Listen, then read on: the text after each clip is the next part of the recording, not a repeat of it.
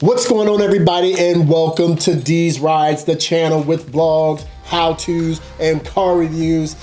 Today, everybody, we are going to talk about something that is near and dear to my heart, the 2019 Corvette ZR1. This car is something special. Yeah, let's just get right into it. What I want to talk to you guys about today, everybody, if we could have a conversation, is I think that this car is probably one of the most underappreciated cars that Corvette has ever built. And there's a few things, there's a few reasons that this happened. None of it is the car's fault at all. The car is beautiful, well sculpted, has the power. A lot of people would argue that it has a problem putting the power down, but you just have to know how to finesse it. There are a lot of people who have done some incredible times with, you know, just tires and not even any bolt-ons. I think Farmer, I forgot his first name, but I forgot who it is. But he was putting down some pretty good times, I think in the 9s, and the only thing he switched out was tires. But either way, I think this car is the most underappreciated car that Corvette has ever built. And on top of that, it's the best car that they've ever built. It's the most badass track car, track monster that GM has ever produced. 755 horsepower, 715 pound-feet of torque, 2.85 seconds, 0 to 60. And yet, this car was, for lack of a better term, it was lost in the sauce when it came out. So there's a couple reasons for this. Number one, and these are in no particular order, everybody. I just want to have a conversation with you.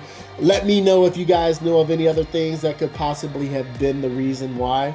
Maybe you think that it had all the fanfare and everything it deserved, and it still does. But I'm just going to give you a few of the reasons why I think that it's just underappreciated. Number one, the unveiling. November 12th, 2017 in Dubai. That was a mistake, in my opinion, and a lot of other people's opinion. I think I get it. They were trying to tap into another market overseas, a big money market in Dubai overseas. But I think they could have did it a bit different. I think they could have just did the reverse of what they actually did. They could have unveiled the car or revealed the car in Los Angeles. And then I think they could have done maybe an unveiling over in Dubai, you know, for the overseas market. I think people would have been cool with that. I think they would have been smitten if they would have taken that route, more so than doing it overseas. The most badass Corvette ever made, first being unveiled in a foreign country. It's number one. Number two, which I believe in my heart of hearts is the number one reason that this car is underappreciated. And it has everything to do with timing. Because here, everybody, here, I see you. Here you have the new, shiny, yet to be unveiled, but heavily talked about C8 Corvette. At the same time the ZR1 is being unveiled, there is heavy talk about this new kid on the block, a possible mid-engine Corvette. This is something that everybody's been waiting on. Zora talked about this. He wanted it to be a mid-engine car. And so you have a lot of people, a lot of Corvette enthusiasts who are excited that Zora's vision is finally going to come to pass. You got people who had never looked at Corvette ever. Now they're starting to look at Corvette and like, hold on, Corvettes, they're possibly bringing out a mid-engine car? I thought this was just for old people. I thought this was, you know, people who wear high socks and New Balance. They're trying to tap into a new market. So now you have new people who's never looked at Corvette, like I said. Now they're coming into the fray. They're talking about it. Corvette enthusiasts who's been wanting a C8, a mid-engine Corvette, are talking. And so all the buzz that is going about during the time of the unveiling, yeah, there was fanfare with the ZR1 in Dubai and in Los Angeles, but there was always this thing that was bubbling. So now the Corvette, the C7, the biggest, most badass car ever made by Corvette, is being overshadowed. You know, it is what it is. Timing was not great for this car. Number 3, price point. This car started out base price, no bells and whistles, at $119,995, if I'm not mistaken. If you want the convertible, $123,995. That's before you add in anything, ZTK package and all that other stuff. Not everybody is wanting to spend $120,000 on a car. They're just not. So there we go. That shrinks that pool down once again. And like I said, you got these younger kids, you know, who are coming into the market, who they're hearing about this mid-engine Corvette. You know, it just it was a perfect storm for that to happen. 120K, 124. If you got all the bells and whistles, the ZR1 was about a $150,000 car.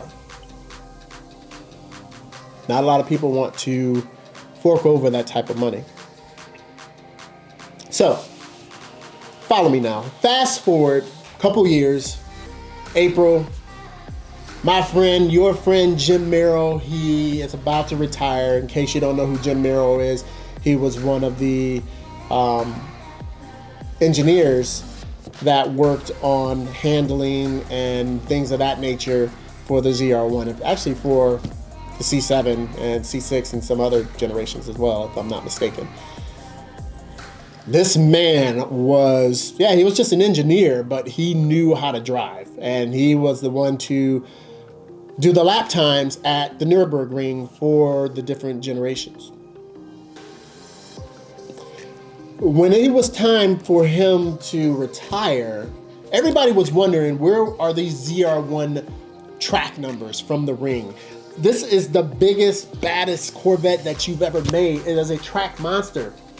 We want the track times. A lot of people will say, we don't care about times. This is what this car was built for. I want to see track times. Whether you believe that it's a track car, so I want to see track times. Because when the ZR1 busted the Ford GT's butt at VIR, people was, oh yeah, look at this, look at, we got this car that costs a fraction of what the Ford GT costs, and it's busting its butt. People was all ready to sing the praises then. But something different happened when Jim Merrill's run at the ring. Unfortunately, he had to run the final lap, I think it was final lap or one of the final laps, on cold tires. Now, anybody who has been on a track and anybody who's been on the track with the ZR1 or with Cup 2 tires knows that if those tires aren't warm, you are not getting any type of traction whatsoever. So at his retirement, GM gives him a plaque or some sort of pictures, and it laid out all the ring times that he has gotten with all the versions or the generations of Corvettes that he's used or he's driven. Something was different with the ZR1, the 2019 ZR1, because it had 6 minutes and 57 seconds, but then it had an S next to it, which stood for segmented. or whichever one believes it was, that's what that was for. And I think Jim at the bash confirmed that was what that was. But the unofficial time was 7 minutes and 4 seconds. Anything that was going to be less than a 7-second run was going to be considered a failure in many people's eyes, because the ACR Viper held the record. I think they were 7 minutes and 1 second. Everybody was hoping that this car was going to be considered, or going to officially be, the fastest American production car to go around the Nürburgring. But as Jim explained, he was forced to run on cold tires.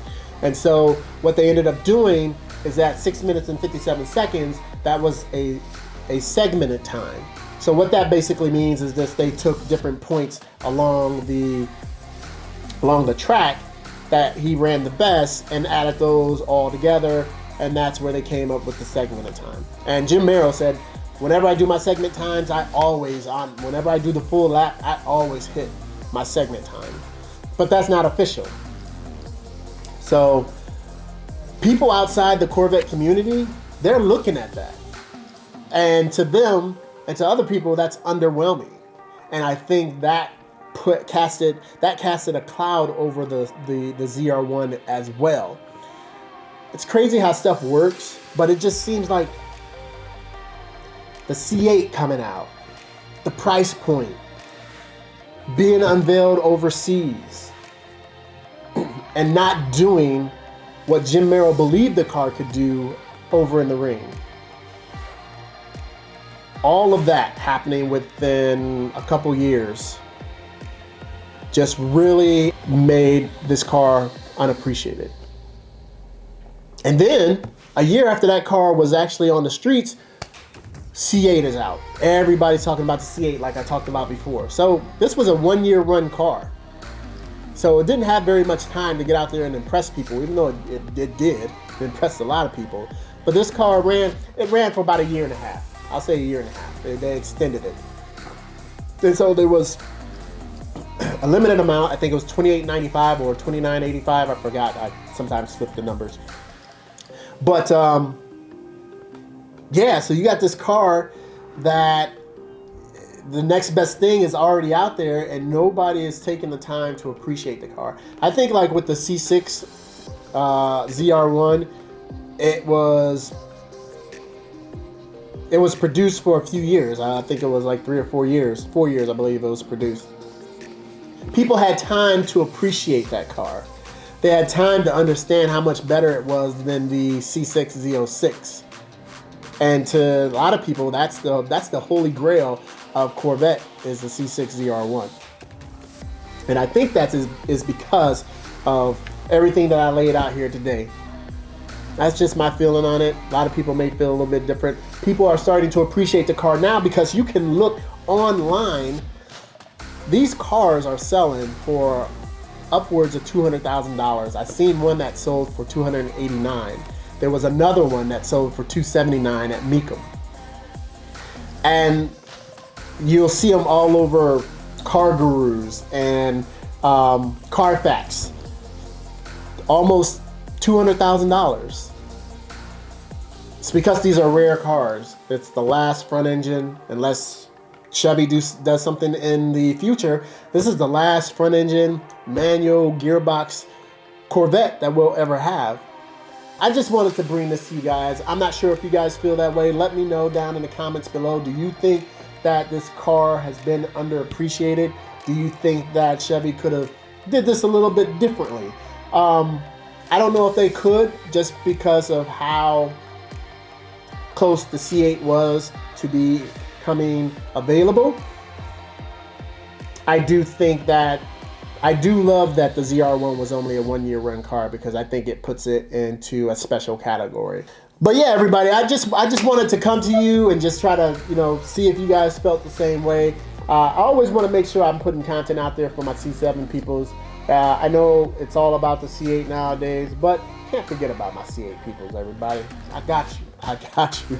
So everybody, thank you guys for coming by. It's always great to sit down and chat with y'all. Thank you very much. If you like the video, make sure you go ahead and hit that like button. If you like the channel, make sure you go ahead and subscribe, and don't forget to hit that bell notification button so each and every time I put out a video, you'll be notified. What's going on, Ziggy? And remember, everybody deployed, and I'm out. Woo!